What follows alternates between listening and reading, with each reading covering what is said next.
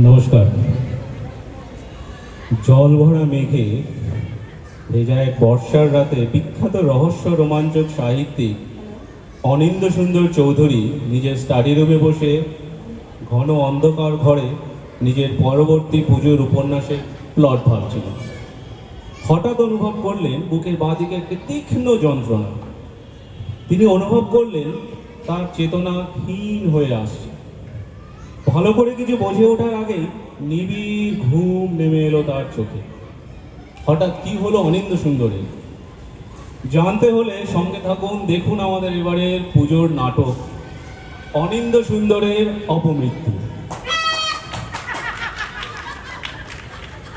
দেখুন দেখুন দেখুন অনিন্দ্য সুন্দরের অপমৃত্যু। মূল কাহিনী অনিশ দেব।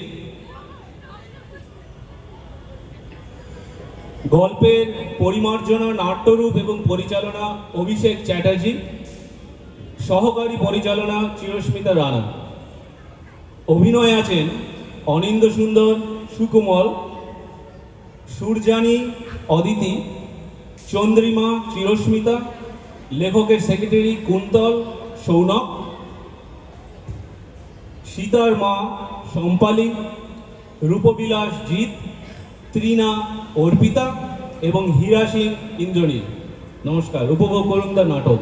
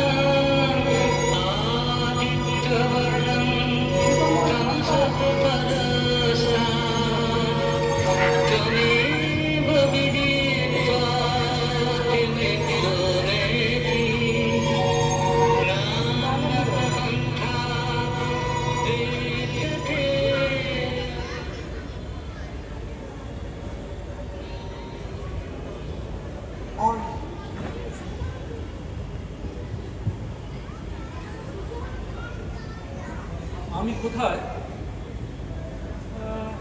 আপনারাই বা কারা? আমরা দেবদূত। আমি চন্দ্রিমা ও সূর্যানী। আর এটা স্বর্গ। স্বর্গ? খুব অবাক হয়েছে মনে হচ্ছে। হ্যাঁ, সেটা কি খুব অস্বাভাবিক? তা নয় অবশ্য, মৃত্যুকে হাসি মুখে মেনে নেওয়া তো সহজ নয়। মৃত্যু? কে মৃত্যু? আমি? তার মানে বুকে যে তীব্র যন্ত্রণাটা অনুভব করেছিলাম সেটায় আপনার মৃত্যু হয়েছে মিস্টার চৌধুরী। আমরা দুঃখিত। দাঁড়ান, আপনাদের দেখে তো দেবদূত বলে মনে হচ্ছে না। দেখুন, আপনি যেরকম ভাবছেন না সেরকম দিন আর নেই। এখন আমরা ওই রকম সাদা গাউন পরে প্রজাপতির পাখনা মেলে ঘুরে বেড়াই না। স্বর্গ এখন অনেক বেশি কর্পোরেট কায়দায় চলে। আচ্ছা, এবার কাজের কথায় আসি। মৃত্যুর সময় বয়স কত হয়েছিল? 52, তাই তো? হ্যাঁ, 52। মৃত্যুর কারণ? Heart attack. অন্তত আমার তো তাই ধারণা। কিন্তু আমাদের ফাইলে হার্ট অ্যাটাক, রক্তচাপ, দুর্ঘটনা, আত্মোৎসর্গ, খুন, এইসব অপশনগুলোর মধ্যে খুনটাতে টিকমার্ক দেওয়া আছে। খুন? এখানে তো খুনই বলা আছে। অবশ্য আমাদের ভুল হলে আপনি শুধরে দেবেন বইটি। তা আপনি তো খুনই হয়েছেন, তাই না মিস্টার চৌধুরী? না মানে আমি তো সেটা ভাবিনি। আমি সে কি, আপনি যে খুন হয়েছেন সেটা আপনি জানেন না? না, আমি তো স্বপ্নেও ভাবতে পারছি না। আচ্ছা, কখনো কখনো এরকম হয় বলতো। তবে খুন হলে না জেনারেলি বুঝতে পারে মানুষ, অন্তত সেই সময় তো টের পায়। না, আমি বিশ্বাসই করতে পারছি না। সেদিন আমি স্টাডি রুমে বসেছিলাম, তারপর একটা তীব্র যন্ত্রণা এই বুকের বাঁদিকে। তারপর তো কিছু ভেবে ওঠারই সময় পাইনি। এখানে আরো একটা তথ্য দেওয়া আছে। আপনার কাগজ কাটা ছুরি দিয়ে আপনাকে আঘাত করা হয়েছিল পিঠে। সে কি, এ তো রীতিমতো পয়সাছি। আর আপনি আমার কাগজ কাটার ছবিটা দেখেছেন? কি সুন্দর, ওর হাতলটা সত্যিকারের হাতের দাঁতের তৈরি। আচ্ছা, কে এই কাজটা করেছে? কি কাজ করছে? আরে মানে কে আমাকে খুন করেছে? আমি কি করে জানবো? আপনারা না জানলে কে জানবে শুনি? আমি তো ভাবলাম আপনাদের ওই নরকের খাতায় সব খবরই লেখা আছে। আরে দাঁড়ান দাঁড়ান, এটা নরকের খাতা নয়। ও সব আমি জানি না, আপনি বলুন কে আমাকে খুন করেছে। সেটা আমরা কি করে জানবো মিস্টার চৌধুরী? আর জানলেও বলতে পারবো না, নিয়ম নেই। নিয়ম নেই? নিয়ম নেই মানেটা কি? তাহলে কি আমি কখনো জানতেই পারবো না? পারবেন, যদি ধরুন খুনি ধরা পড়লো আর বিচারে তার ফাঁসি হলো, সেক্ষেত্রে খুব তাড়াতাড়ি জানতে পারবেন। তবে দেখুন, খুনি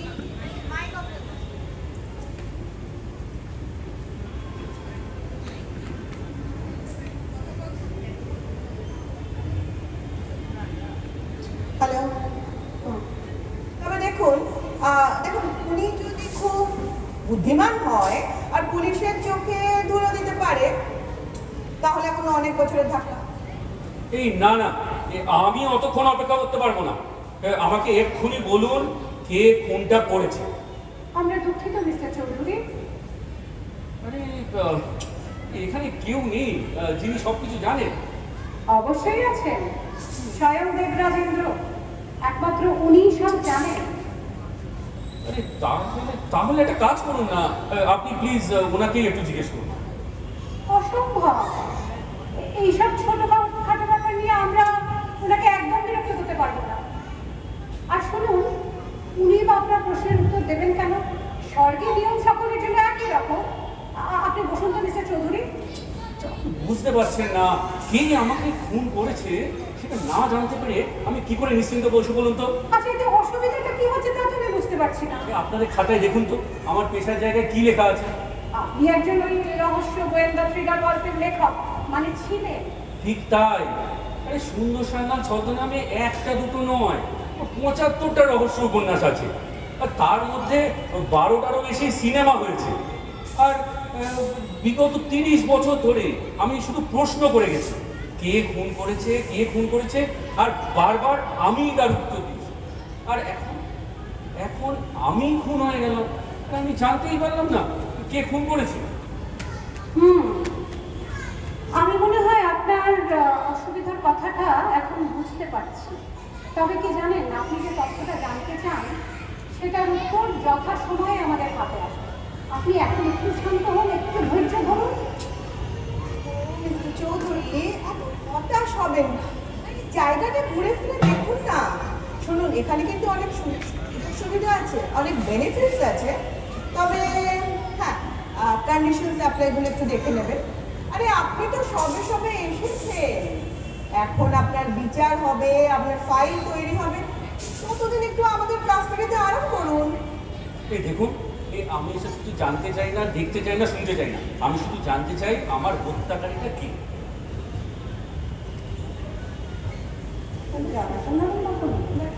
বসবে না, তাহলে চলো আমরা কিছু প্ল্যান করি।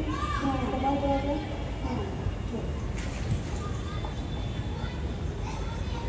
মিস্টার চৌধুরী, আপনার হতাশার কারণটা আমরা বুঝতে পারছি, বুঝলেন তো? আমাদের মাথায় একটা মতলব এসেছে, যদিও সেটা সম্পূর্ণ বেআইনি, কিন্তু এই পরিস্থিতিতে এই ছাড়া আর অন্য কোনো উপায় নেই। তা আপনাকে যদি আরেকবার মরতে যাওয়ার অনুমতি দেওয়া হয়, আপনি কি পারবেন আপনার হত্যাকারীকে খুঁজে বের করতে? কি মনে হয়? সেটা মনে হয় আমি পারবো, সেটা পারবো। কিন্তু শুনুন, এর বেশি আর কোনো রকমের সাহায্য করা কিন্তু আমাদের পক্ষে সম্ভব না। না না, আমি চেষ্টা করে দেখতে পারি, কিন্তু এটা কি করে সম্ভব হবে? আচ্ছা, আমি বুঝিয়ে বলছি। ধরুন আমরা একটা সময়ের পুনরাবৃত্তি ঘটাবো। আর ধরুন একটা দিন, মানে আপনি আপনার জীবনের শেষ দিনটা আমার নতুন করে বাঁচবেন। আর সেদিন আপনার সঙ্গে যাদের যাদের দেখা হয়েছিল, অফকোর্স তারাও পুরনো সব কিছু ভুলে আবার সেই দিনটা নতুন করে বানাবো। এখন আপনি মারা গেছেন রাত 11টায়, তাহলে মোটামুটি দুপুর 11টা থেকে 12 ঘন্টা সময় আপনাকে দেওয়া হবে। আমি কি এত অল্প সময় পারবো? আর যদি না পারেন তাহলে বাদ দিন। আরে না না, পারবো পারবো। বলুন কখন যেতে হবে? এক্ষুনি। কিন্তু যাবার আগে আপনাকে একটা কথা খুব পরিষ্কার করে বলে দেব, আপনার জীবনের শেষ দিনের প্রতিটি খুঁটিনাটি এই খাতায় লিপিবদ্ধ আছে, সুতরাং খুব বড় কোনো পরিবর্তন আপনি করতে পারবেন না। তবে হ্যাঁ, আপনার খুনের রহস্য বের করবার জন্য আপনাকে একটু গোয়েন্দাগিরি করতে হবে, যেটা কিনা প্রথমবারে করতে পারবেন।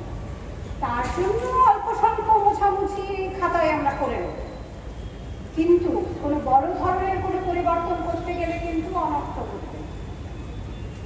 কিন্তু দেখুন, মুদ্রা করা সেরকম বড় সড়ো কোনো ওলট পালট ছাড়াই আপনাকে কাজটা করতে হবে। সেরকম কোনো অসুবিধে হওয়ার তো কথা নয় তাতে। হ্যাঁ, কিন্তু একটা কথা মনে রাখবেন, আপনাকে কিন্তু আবার আগের মতো করেই খুনটা হতে হবে। উফ, মানে আবার পিঠে ছুরি খেয়ে মরতে হবে? খাতায় তাই লেখা আছে। আমাদের প্রস্তাবে রাজি হওয়া না হওয়া সম্পূর্ণ আপনার ইচ্ছা। খুব ভালো করে ভেবে চিন্তে আপনার মত জানান। আমি রাজি আছি, বুঝলেন, আমি রাজি আছি। আমাকে তো জানতেই হবে কোনটা কে করেছে। বেশ, তবে তাই হোক। আপনি আমাদের শুভেচ্ছা গ্রহণ করুন মিস্টার চৌধুরী। আমরা চাই স্বর্গে যেন সমস্ত আত্মায় খুব সুখে এবং শান্তিতে বসবাস করে। ধন্যবাদ।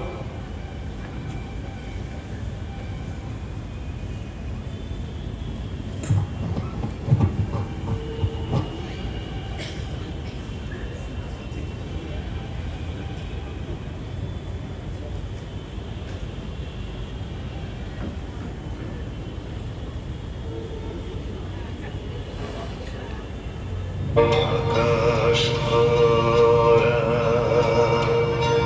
সূর্য তারা, বিশ্ব ভরা প্রাণ, তাহারি মাঝখানে আমি পেয়েছি। কি ও কুন্তল, ভেতরে এসো। Good morning sir. Good morning. সকালে একটা চিঠি এসছে আজকে, কার চিঠি? মিস্টার রমেন গুপ্ত। ও আচ্ছা, ওই লহরী প্রকাশনের মালিক। ইয়েস স্যার, আপনার বহু রহস্য উপন্যাসের প্রকাশক। অবশ্য সাধারণ চিঠি ভেবে আমি ওটা পড়ে ফেলেছি, তবে পড়ে মনে হলো যে চিঠিটা আপনারও একবার পড়ে নেওয়াটা অত্যন্ত জরুরি। দেখি চিঠিটা।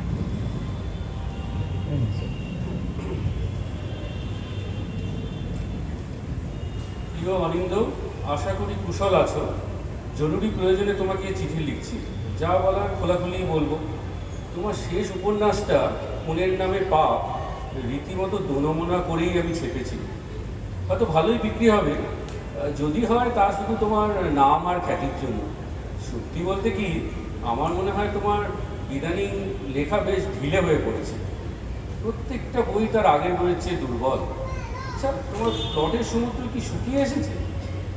মনে হয় তোমার একটা লম্বা বিশ্রাম প্রয়োজন। কিন্তু তোমার সঙ্গে আরও 3টে বই ছাপার চুক্তি থাকায় আমি তো মহা মুশকিলে পড়েছি। সেই নিয়েই কথাবার্তা বলতে বৃহস্পতিবার সকাল 10টা নাগাদ তোমার বাড়ি যাব। প্রীতি ও শুভেচ্ছা নিয়েও ইতি, তোমার রমেন। তোমার রমেন। স্যার, হ্যাঁ, আমার একটা পরামর্শ ছিল। বলে বলো। স্যার, রমেন গুপ্তর মত যে আপনার কিছুদিনের জন্য বিশ্রাম নেওয়া উচিত। আমারও কিছুটা তাই মত। তবে যে কদিন আপনি বিশ্রামে থাকবেন সে কদিন আপনার রহস্য উপন্যাসের আনন্দ থেকে পাঠক পাঠিকাদের বঞ্চিত করে দরকার নেই। তার মানে? না স্যার, ভাবছিলাম সুন্দর সান্যাল ছদ্মনামে আমি নতুন নতুন গল্প লিখতে থাকবো। অবশ্য এসব রমেন গুপ্তকে জানাবার কোনো দরকার নেই।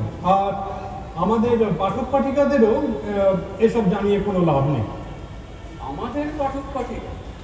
আচ্ছা, তোমার কি ধারণা তুমি আমার মতো ভাষার স্টাইলে লিখতে পারবে? কি বলছেন স্যার? নিশ্চয়ই পারবো। আপনার চেয়ে আমি ভালো লিখবো স্যার। কি এত স্পর্ধা তোমার, এত দুঃসাহস? স্যার এত রাগ করছেন কেন স্যার? একবার ভেবে দেখুন তো, আমি আপনাকে শেষ কয়েকটা গল্পেতে কতভাবে সাহায্য করেছি। প্লট নিয়ে মাথা ঘামানো থেকে শুরু করে পরিবর্তন সম্পাদনা সব তো আমিই করেছি। আর তাতেই লেখা হয়ে গেলে ভাবছো? স্যার, সুন্দর সান্যালের সুনাম বজায় রাখতে গেলে এর চেয়ে আর কোনো ভালো উপায় নেই স্যার। আর দিনকে দিন আপনার লেখা যা হচ্ছে সে তো আর বলে লাভ নেই, বরঞ্চ রয়্যালটি যা পাবেন আমি আর আপনি আধাআধি করে নেব। শোনো, তোমাকে কাল থেকে আর কাজে আসতে হবে না, তোমার ছুটি। স্যার, দিনকাল ভালো নয় স্যার। কালকে দেখেছে, বরং আপনি কালকে রমেন গুপ্ত এলে এই ব্যাপারটা নিয়ে ভাবুন আর ওনার সাথে কথা বলুন। কি বললে? কি বললে তুমি? তুমি কি আমাকে হুমকি দিচ্ছ? স্যার, আপনিও জানেন আমার মতো এফিশিয়েন্ট আপনি কিন্তু আর পাবেন না স্যার। আর আমি না থাকলে আপনি কিন্তু আর একটা গল্প নিজে লিখতে পারবেন না স্যার। এই দেখো কুন্তল, তোমার জিনিসপত্র গুছিয়ে তুমি এক্ষুনি রওনা দাও, নয়তো আমি তোমাকে ঘাড় ধাক্কা দিয়ে বের করে দিতে বাধ্য হব। আচ্ছা, ঠিক আছে। তবে স্যার, এর জন্য কিন্তু আপনাকে পস্তাতে হবে। হাটে যদি হাড়িটা আপনার ভেঙে দিই না স্যার, আপনি কিন্তু পালাবার পথ পাবেন না। আসছি স্যার। আর হ্যাঁ স্যার, এটা কিন্তু আমি আপনার গল্প লেখার কথা বললাম না। নিশ্চয়ই বুঝতে পেরেছেন আমি কিসের কথা বলছি। এখন চললাম।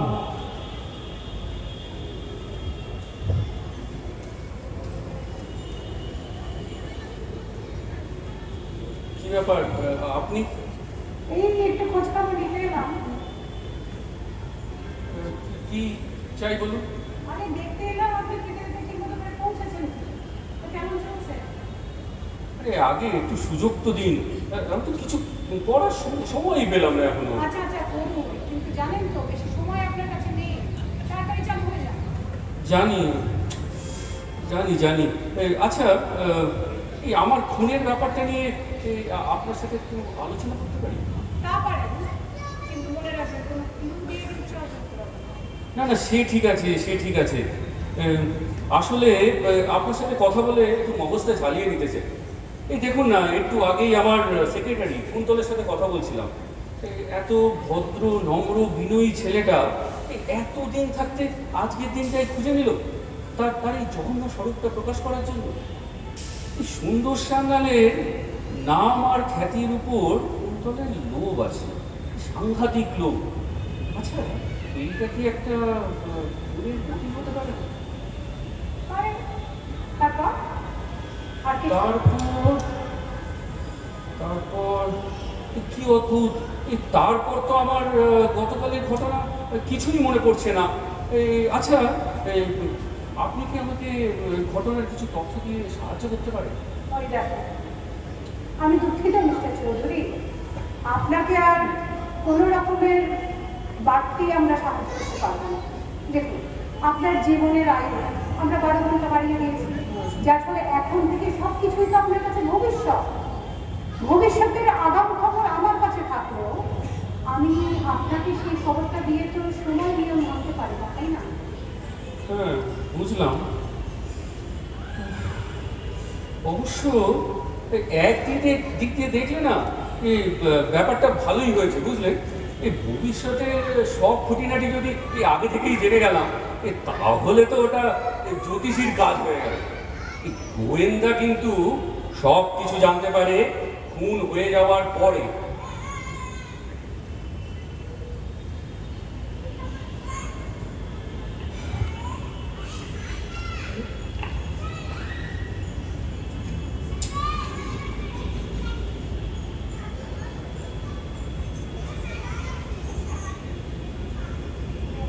তাড়াতাড়ি জলখাবার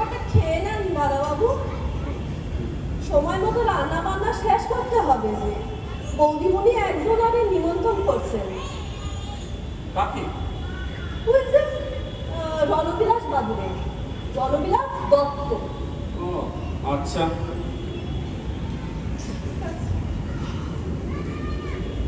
আরে সীতাম্মা, তুমি আজকে ওর অর্জুন আসবে, তো রান্না বান্না, কিচেনে অনেক কাজ। তুমি তাড়াতাড়ি কিচেনে যাও তো। Good morning darling. Good morning Rina. শুনলাম রণবিলাস নাকি দুপুরে খেতে আসছে। হ্যাঁ আসছে, তোমার তাতে আপত্তি আছে নাকি? অবশ্যই আপত্তি আছে। একটা কপরদক্ষিণ অভিনেতা সারা দিন আমার বাড়িতে ঘুরঘুর করে বেড়াবে আর আর আমার এই বইয়ের দিকে হ্যাংলার মতো চেয়ে থাকবে, এ ব্যাপারে আমার যথেষ্ট আপত্তি আছে। তোমার কল্পনা শক্তির কোনো তুলনা নেই দেখছি। আচ্ছা, তুমি কি ওকে ভালোবাসো তাই না? মোটেই না। ভয় খেয়ে গেলে তুই না?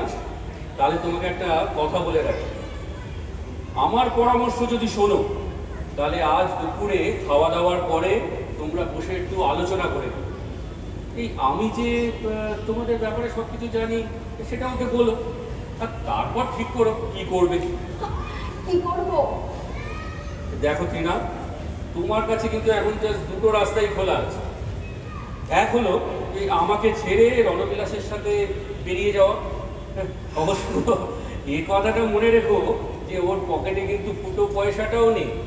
তো রণবিলাসের সঙ্গে উপোস করে করে যখন তোমার সমস্ত শখ মিটে যাবে, তখন ইচ্ছে হলে আবার আমার কাছে ফিরে আসতে পারো। থামলে কেন? বলে যাও, বলে যাও। আর দ্বিতীয় রাস্তা হলো তোমার এখানেই থেকে যাওয়া। সেক্ষেত্রে আমি চাইবো তোমার সততা, বিশ্বাস আর ওই শ্রীযুক্ত রণবিলাস দত্তকে অন্য কোনো আস্তানা থেকে দুবেলা দুমুঠোর ব্যবস্থা করে নিতে হবে। আরো কিছু বলার আছে? না, হয়ে গেছে। অনিন্দ, আমি এখনই জানতে চাইছি, দুপুরে তুমি আমাদের সাথে খাবে তো? তুমি এত নিরুত্তর কেন? তুমি কি তাহলে সিদ্ধান্তটা নিয়েই ফেলেছো? কিসের সিদ্ধান্ত? কাজটা তাহলে কে করবে, তুমি না রণবিলাস? কি করবে? এই যে আমি তোমাদের প্রতারণাটা ধরে ফেলেছি, তার মানে আমি এখন তোমাদের কাছে বিপজ্জনক, তাই না? তো নিজেদের পথের কাঁটা সরাতে তোমাদের তো ইচ্ছে হতেই পারে আমাকে মেরে ফেলা। সকাল সকালে সব কথা শুনে না তোমাকে খুন করতে ইচ্ছা করছে বলে, কিন্তু এখন অনেক কাজ, ওসব খুন খুন করার পরিকল্পনা করার সময়ও আমার নেই। আপাতত আমার এটুকু জানলেই হবে দুপুরে তুমি আমাদের সাথে খাচ্ছ কি না।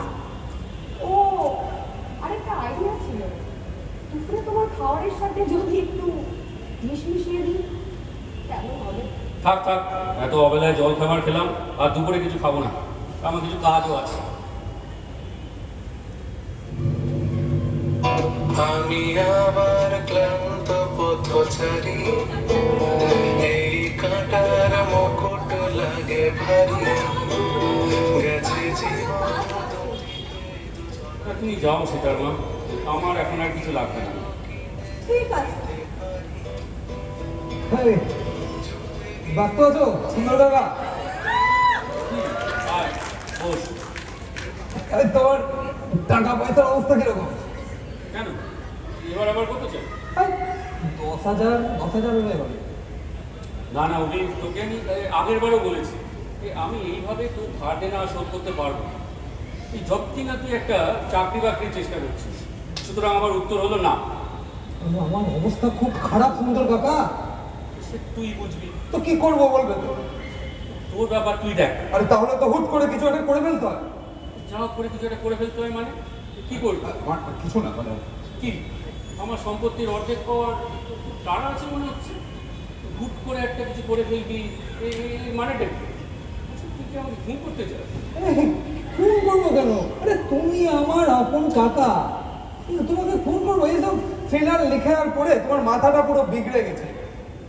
কিন্তু তোমার কাছে যদি টাকার ব্যবস্থা না হয়, তাহলে আমাকে কিছু একটা তো করতে হবে, উপায় আমার নেই। আচ্ছা তুই বল, তুই এটা চাকরি বাকরি কেন চেষ্টা করছিস না? চাকরির চেষ্টা? হাসারে কাকা, এই বাইরের দুনিয়াটা একটু ভালো করে দেখো। ওই তোমার গল্পের চেয়ে অনেক ভয়াবহ নোংরামো আমাদের জীবনে। এই সব নিয়ে তো তুমি লেখো না, ওই সব যত সব গাঁজাখড়ি নিয়ে তোমার কারবার। সবই বুঝলাম অভি, কিন্তু এইরকম ভাবে বেলাগাম টাকার যোগান দেওয়া আমার পক্ষে সম্ভব না। তুই নিজের রাস্তা নিজে দেখ। ঠিক আছে, সোজা আঙুলে ঘি না উঠলে আঙুল কিভাবে বাঁকাতে হয় আমার জানা আছে, আর এর জন্য পুরো দায়ী থাকবে তুমি। মুটি মুটি, আরে তোর কথার অক্ষরে অক্ষরে মোটিভেট ছড়াচ্ছে। আরে কি যে বলছো ভুলভাল কথা, কে জানে। রাখবে শোনো, তোমার লাইব্রেরিতে আমি একটু যাচ্ছি, কিছু বইয়ের রেফারেন্স লাগবে।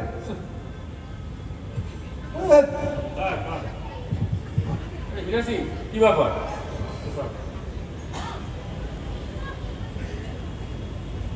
সব নানা রকম কথা কানে আসছে। কি কথা? এই আপনার কিতাবের কথা। আমার বইয়ের কথা? কি হয়েছে আমার বইতে? শুনছি আপনি নাকি আর কিতাব লিখবেন না। ও, কুন্তল দেখছি সবাইকে বলে বেরিয়েছে তাহলে। রমেন গুপ্ত চিঠির সারমর্ম জানতে বাড়ির আর কারোর বাকি নেই দেখছি। আরে হীরা সিং, এসব নিচক গুজব, তুমি এসব কোথায় কান দিও না। আচ্ছা, যদি সত্যি হয় ওটা তোমার কি যায় আসে? তুমি কি চাকরি পাওয়া যাওয়ার ভয় পাচ্ছ? নৌকরির কথা ভাবছি না বড়ে সাহেব।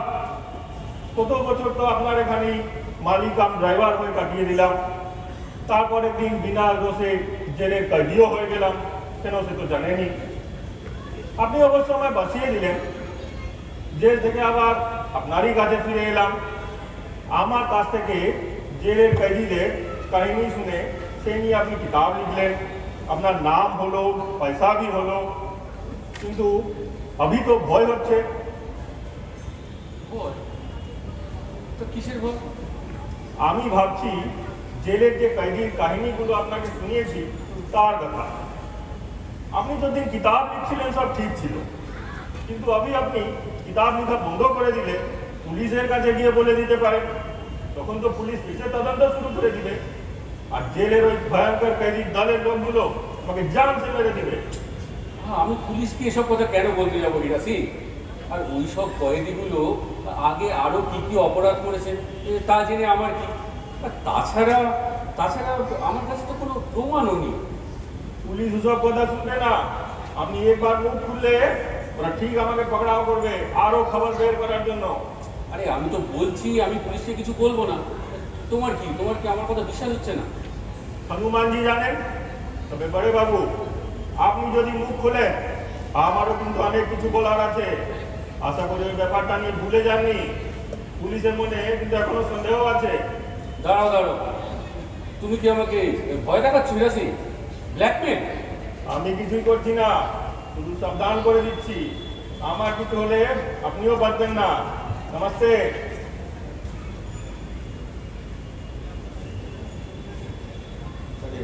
আপনি কোনো গন্ডগোল হয়েছে নাকি মিস্টার চৌধুরী?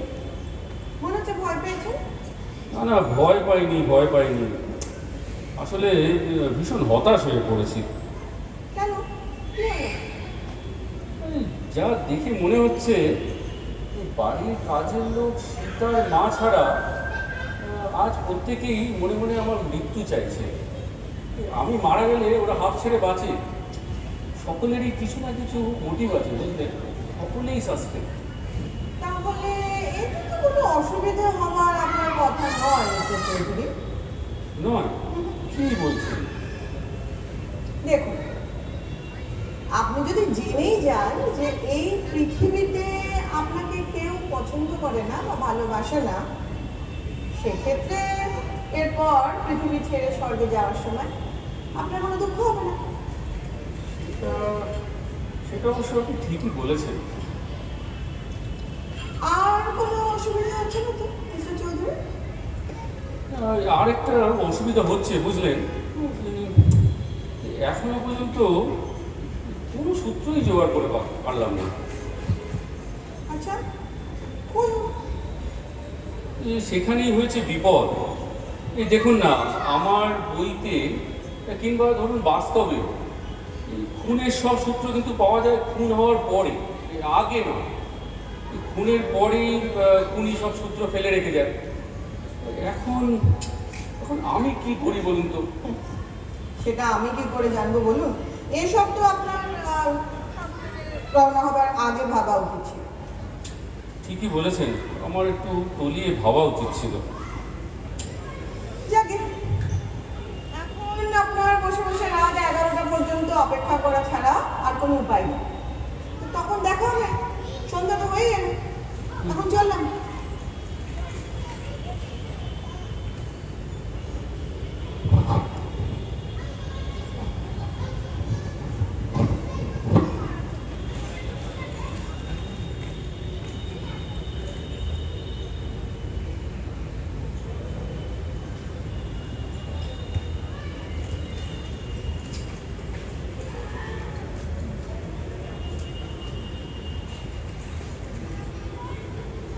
দাদাবাবু, হ্যাঁ, চা।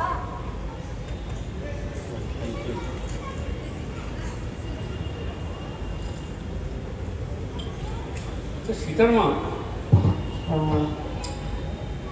রণবিলাসবাবু আজ রাতেও খেয়ে যাবে, আমি ওনাকে বলে দেবো। আর অভি আর কুন্তলও রাতে খেয়ে যাবে, ওদের একটু বলে দিও। বীরা সিংকে বলো খাবারটা পরিবেশন করে দিতে। আর তুমি বরং রান্নাবান্না করে খেয়ে দিয়ে তারপরে যেও। কুন্তল দাদাবাবু তো জিনিসপত্র গোছগাছ করছে। ওকে বলো থাকতে, বলো আমি বলেছি। আপনি তো বলছেন, আমি বললে কি আর শুনবে? তো সেটা ঠিকই, আমি বলেছি বটে, কিন্তু ওকে বলো যে ও থাকলে ওরই ভালো হবে। ঠিক আছে, বলবো। আর কেউ? ও হ্যাঁ, আর অভিকে বলো যদি কোথাও যাওয়ার প্ল্যান থাকে সেটা ক্যান্সেল করতে। ওর সাথেও আমার কিছু জরুরি কথা আছে। ঠিক আছে, নিয়ে যাই।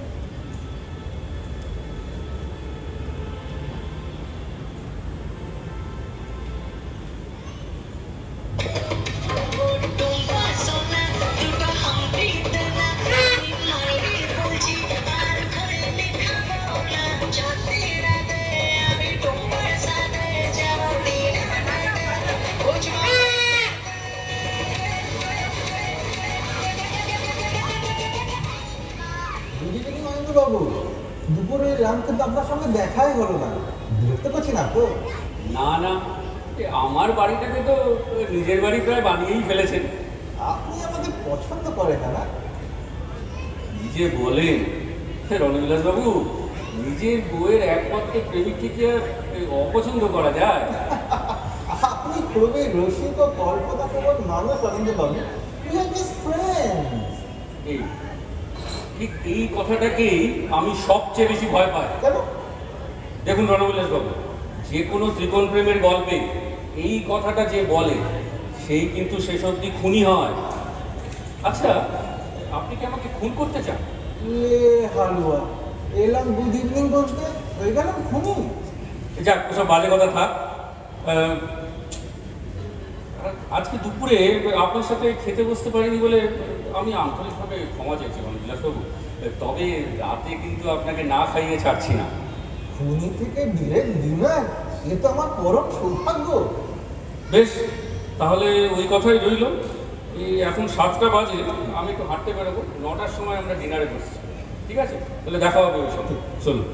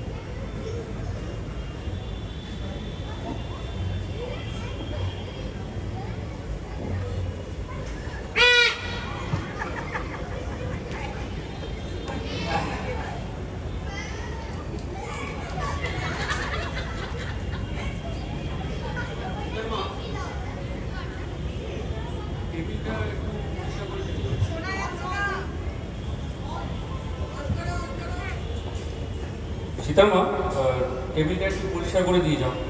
10টা বাজে দেখছি, কিন্তু তোমাকে আরও কিছুক্ষণ থাকতে হবে, একটা দরকারি কাজ আছে।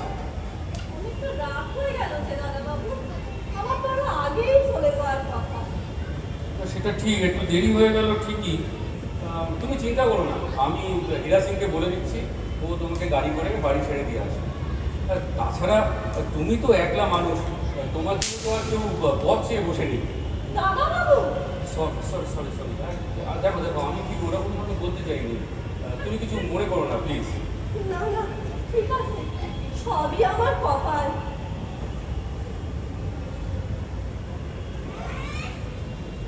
আশা করি তোমরা সবাই ভালো করে খাওয়া দাওয়া করেছো।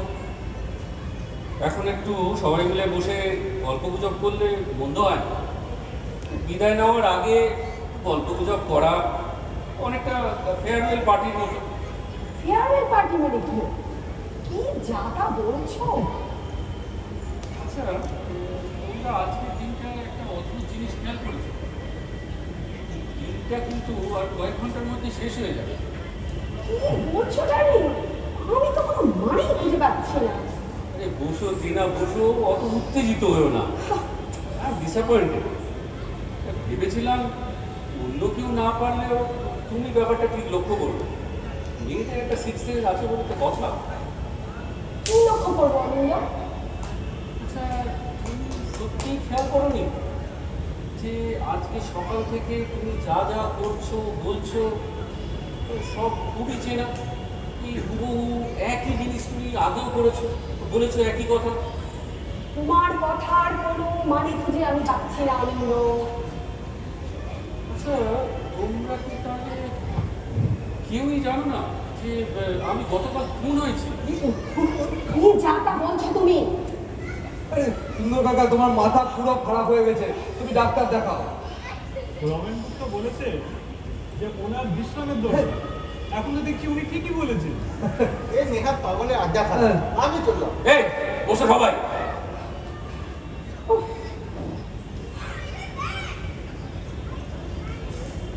এইসব কি হচ্ছে মিস্টার চৌধুরী? এটা নিতান্তই সস্তা ব্যাগ।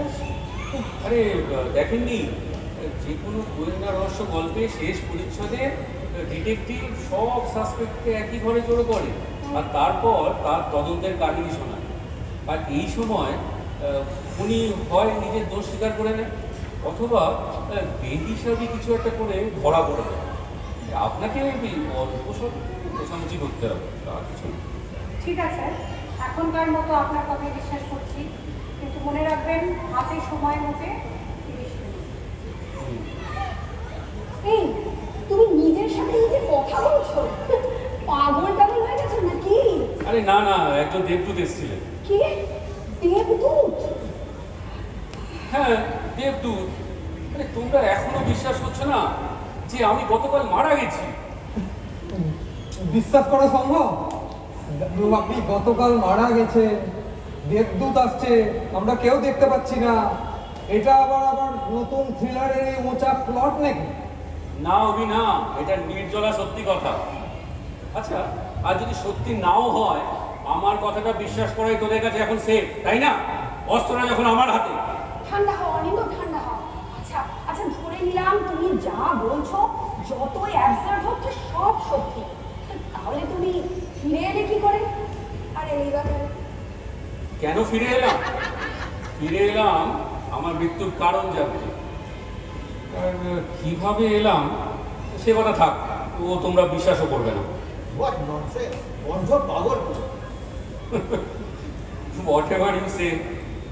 যাই হোক, আমার হাতে এখন বেশি সময় নেই। আসল কথা হলো, এই ঘরে তোমরা 5 জন আছো আর তোমরা 5 জনের প্রত্যেকেই মনে মনে চাও আমার মৃত্যু হোক। আমি তোমাদের মনের কথা সব জানি।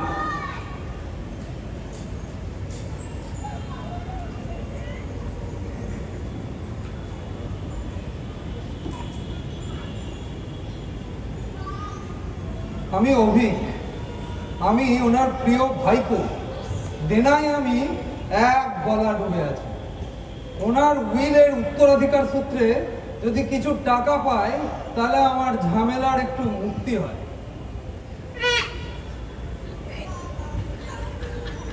আমি কুন্তল, অনিন্দ সুন্দরের সেক্রেটারি। ও সরি, সেক্রেটারি নয়, প্রাক্তন সেক্রেটারি। অনিন্দ সুন্দরের নাম ও খ্যাতির ওপর আমার লোভ আছে, প্রচণ্ড লোভ। কিন্তু একটা প্রবলেম আছে, অনিন্দ সুন্দর বেঁচে থাকলে আমার সুন্দর সান্যাল হয়ে ওঠাটা অসম্ভব। দেখা যাক কি হয়। আমি হিরাসি, ওনার অনেক দিনকার ড্রাইভার। আমার বিশ্বাস উনি লিখা ছেড়ে দিলে পুলিশকে গিয়ে সব কথা বলে দিবেন, আর আমার তো সর্বনাশ হয়ে যাবে। আমি তৃণা। আর আমি তৃণার বন্ধু রণবিলাস দত্ত। আমার কাছে যদি প্রচুর অর্থ থাকতো তবে কবে তৃণা ওনাকে ছেড়ে চলে যায়, তাই না তৃণা? একদমই তাই। আর কোনো কারণে যদি অনিন্দ মারা যায় তাহলে ওর সম্পত্তির অর্ধেক আমার। সেক্ষেত্রে আমাদের সুখ ঐশ্বর্য কোনো কিছুরই অভাব থাকবে না।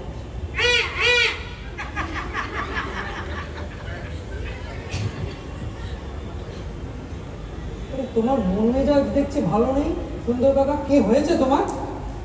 ঠিকই বলেছিস রবি, মন মেজাজটা সত্যিই ভালো নেই। তবে হ্যাঁ, মাথা ঠিক আছে। দেখ, এই হচ্ছে আমার কাগজ কাটার ছুরি। হিসেব মতো কাটায় কাটায় ঠিক 11টা।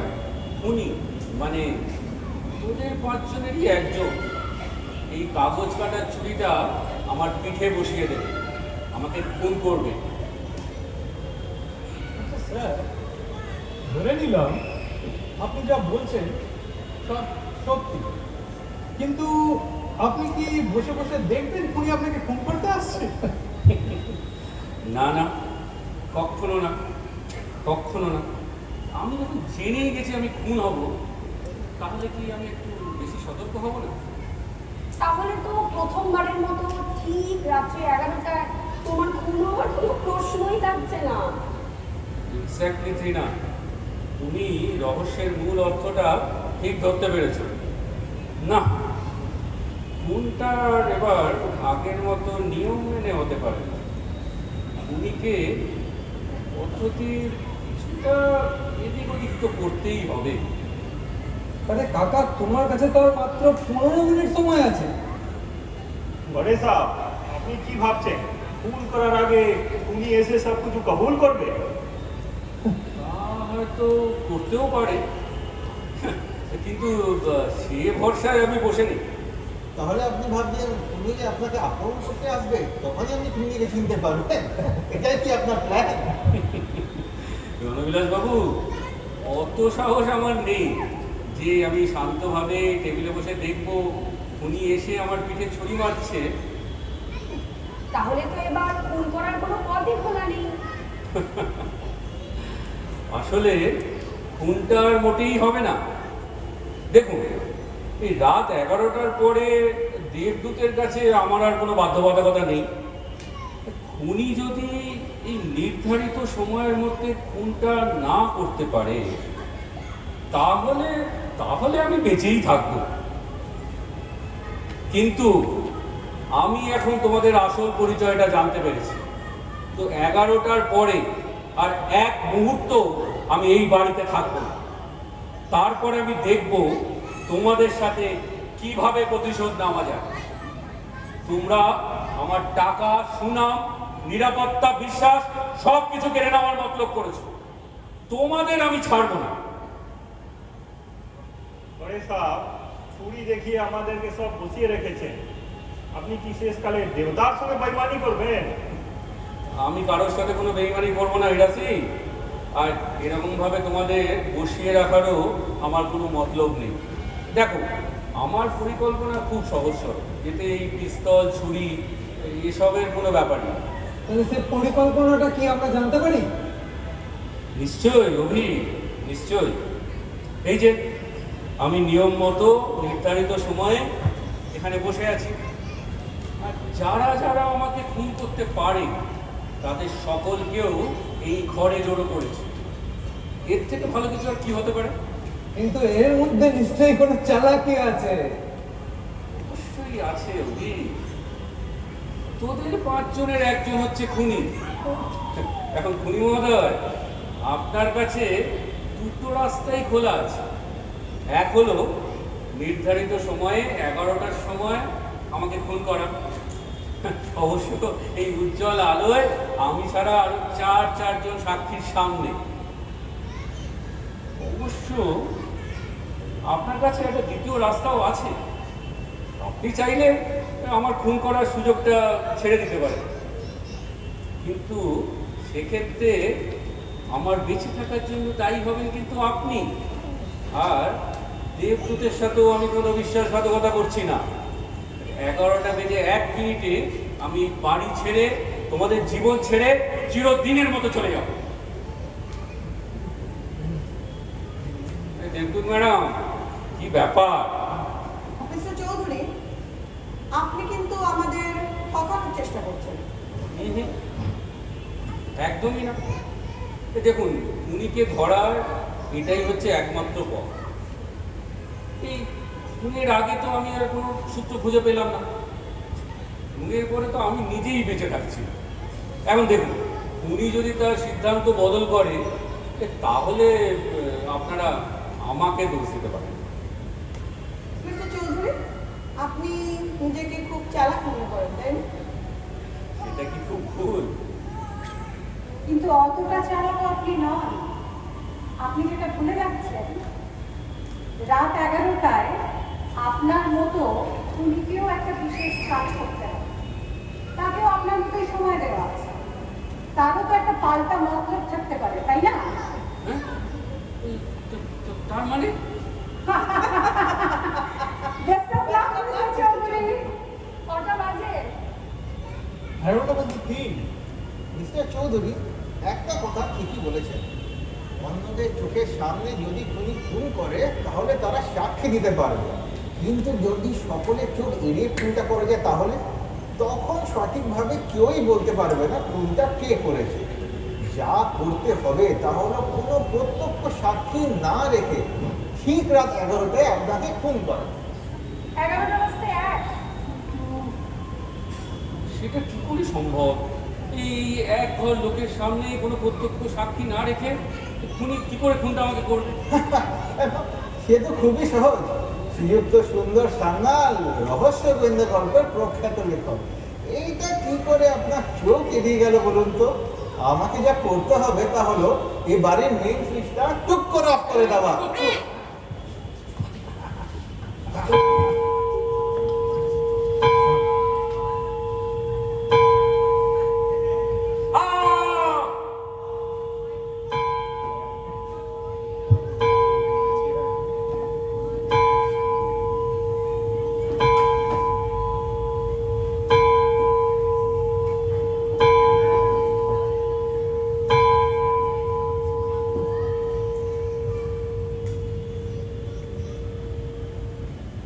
সুস্বাগত মিস্টার চৌধুরী, আপনি একদম কাটায় কাটায় 11টায় ফেরত চলে এসেছেন। পৃথিবীতে কেমন কাটালে মিস্টার চৌধুরী? আমি আবার খুন হয়েছি? নিশ্চয়। কে খুনটা করলো? সেটা জানতেই তো আপনি পৃথিবীতে গিয়েছিলেন। এখন আবার সেই একই প্রশ্ন করছেন। আপনি নিশ্চয়ই আবার তৃতীয়বারের জন্য পৃথিবীতে ফেরত যেতে চান না? না না, ধন্যবাদ। কিন্তু আমার প্রশ্নের উত্তরটা তো পেলাম না। আপনি সত্যিই জানেন না মিস্টার চৌধুরী যে কে আপনাকে মারলো? না, জানতে পারলাম না। তাই নাকি? আচ্ছা, তাহলে আমরা একটু সাহায্য করি। এমনিতেই তো আপনার জন্য আমরা নিয়ম ভেঙেই ফেলেছি এক্সট্রা টাইম দিয়ে।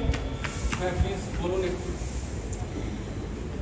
হীরা সিং সীতার মা কে মিস্টার চৌধুরী? সীতার মা? এই সীতার মা তো আমার বাড়ির কাজের লোক। কেন বলুন তো? সেই কি তার একমাত্র পরিচয়? আচ্ছা, সীতার মাকে তো দেখলাম, সীতাকে তো দেখলাম না। আপনি দেখেছেন কোনোদিন? আপনি কি সব যে বলছেন আমি তো কিছুই বুঝে উঠতে পারছি না। আচ্ছা, হীরা সিং জেল থেকে ছাড়া পাওয়ার পর আপনি তাকে কাজে বহাল রাখলেন কেন? শুধু এই গল্প শোনার লোকে? কোথা থেকে কোথায় চলে যাচ্ছেন আমার মাথায় কিছু হচ্ছে না। আচ্ছা, তাহলে একটু বুঝিয়ে বলি। আচ্ছা, বছর 5 আগে রমেন গুপ্তর পার্টি থেকে মদ্যপ অবস্থায় ফেরার সময় আপনার গাড়ির নিচে একজন নিরীহ মেয়ের প্রাণ গেল। হ্যাঁ, তখন গাড়ি কে চালাচ্ছিল, আপনি না মীরা সিং? না মানে আমি অথচ জেলে গেল কে? হীরা সিং। কিন্তু তার সাথে এটার কি সম্পর্ক? যে মেয়েটি মারা গিয়েছিল, আপনি তার নাম জানেন? আপনি জানেন তার বাড়িতে কে কে ছিল? আপনি কি জানেন যে তার বিধবা মায়ের কি হয়েছিল? কিছু জানেন না। তার কারণ আপনি তখন হীরা সিং এর ওপর পুরো দোষ চাপিয়ে দিয়ে নিজে গায়েব হয়ে গিয়েছিলেন। আর পুলিশ, আদালত সবকিছু সামনে ছিল আপনার সেক্রেটারি কুন্তল। তার মানে ওই মেয়েটার নাম সীতা, আর ওর মা। ও মাই গড! ঠিকই ধরেছেন মিস্টার চৌধুরী। সেই সীতার মা তারপর আপনার বাড়িতেই কাজে বহাল হয়, অবশ্যই কুন্তলের সাহায্য এবং তার সুপারিশে। কি যেন বলেছিল কুন্তল তার আত্মীয়, তাই না? আমি তো ভাবতেও পারছি না। তার মানে কুন্তল সবকিছু জেনে শুনে ইচ্ছে করে। না না, কুন্তল এই সমস্ত প্ল্যান কিছু করেনি। সে শুধু চেয়েছিল যে আপনি আপনার যে অপরাধ, আপনার যে পাপ, তার প্রায়শ্চিত্ত করুন সীতার মায়ের শেষ বয়সের ভরণ পোষণের দায়িত্ব। আসলে হীরা সিং জেল থেকে বেরোনোর পর তার মুখে সীতার মা জানতে পারে যে তার মেয়ের আসল খুনি কে ছিল। তার মানে আজকে সীতার মা। আবারও ঠিক ধরেছেন মিস্টার চৌধুরী। আপনি ঘরের সম্ভাব্য 5 জন খুনির উপরে কড়া নজর রেখেছিলেন, কিন্তু ষষ্ঠ ব্যক্তির উপস্থিতির কথা আপনার মাথাতেই ছিল। তাতে অবশ্য ওনাকে ঠিক দোষ তো দেওয়া যায় না, কারণ সীতার মা তো কোনোদিন এত রাত অব্দি অপেক্ষা করে না। কিন্তু আজকে আপনি তাকে থাকতে বলেছিলেন, সেটা উত্তেজনের বসে ওনার খেয়াল ছিল না। কিন্তু সেখানেও একটা মোটিভ ছিল। উনি আসলে সীতার মাকে খুনের সাক্ষী রাখতে চেয়েছিলেন। কি অদ্ভুত, তাই না? যাকে আপনি খুনের সাক্ষী রাখতে চেয়েছিলেন, আপনার খুনটা সেই করলেন। তবুও প্রশ্নটা কিন্তু থেকেই গেল। আজ করলেও গতকাল তো সীতার মা খুনটা করেনি, কারণ সে তো ছিলই না। আজ তো সে শুধুমাত্র পরিস্থিতির সুযোগ নিয়েছে। সে কি? গতকাল তাহলে খুনটা কে করেছিল? রমেনগুপ্ত চিঠিতে যাই লিখে থাকুক না কেন, আমার মগজে কিন্তু পুরোপুরি খুনটা ধরেনি। বুঝতে পেরেছেন তাহলে? চমৎকার। হ্যাঁ, পারলাম ওই রুমালটার জন্য। একটু আমাদের বুঝিয়ে বলুন তো। দেখুন, দুদিন দুবার খুন হলাম দুজনের হাতে, কিন্তু দুটো খুনের মধ্যে একটা প্যাটার্ন কমন, আর সেটা দেখেই বুঝতে পারলাম গতকাল এবং আজ খুনের পরে একজন আমার পকেট থেকে রুমালটা বের করে নিল। এই ছুরির হাতল থেকে রক্তের দাগ আর হাতের ছাপ মুছে ফেলার জন্য। গতকাল নিজেকে বাঁচাতে, আর আজ সীতার মাকে। চিনতে পারলেন তাকে? হ্যাঁ, পারলাম। কারণ বাড়িতে একজনই জানে যে আমি সবসময় আমার বাঁদিকের পকেটে একটা রুমাল রাখি। সেটা যখন বাড়িতে থাকি তখন।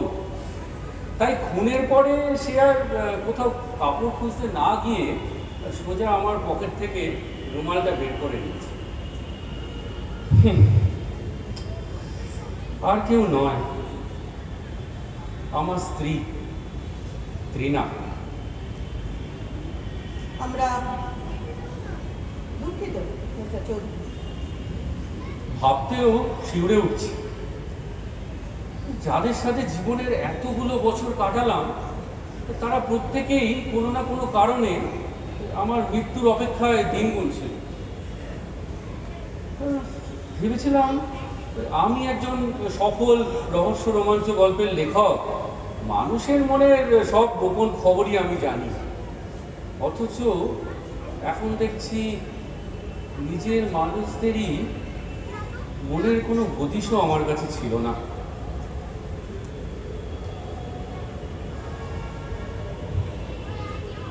দুঃখ করবেন না, পৃথিবীর বোঝা ওখানেই নামিয়ে রাখুন। সময় হয়েছে আমরা এসেছি আপনাকে স্বর্গে নিয়ে যেতে। তার মানে আমার পাপের প্রায়শ্চিত্ত হবে না? আপনি ভাগ্যবান মিস্টার চৌধুরী। গতকাল বিচার হলে শাস্তি হতো নিশ্চয়ই, কিন্তু আজ আর হবে না। কারণ কি জানেন? আপনার কৃতকর্মের ফল আপনি মর্তেই ভোগ করে এসেছেন। এখন আমাদের সঙ্গে চলুন মিস্টার চৌধুরী। পৃথিবীর বোঝা পৃথিবীতে নামিয়ে রেখে যাত্রা করুন অমৃতলোকে।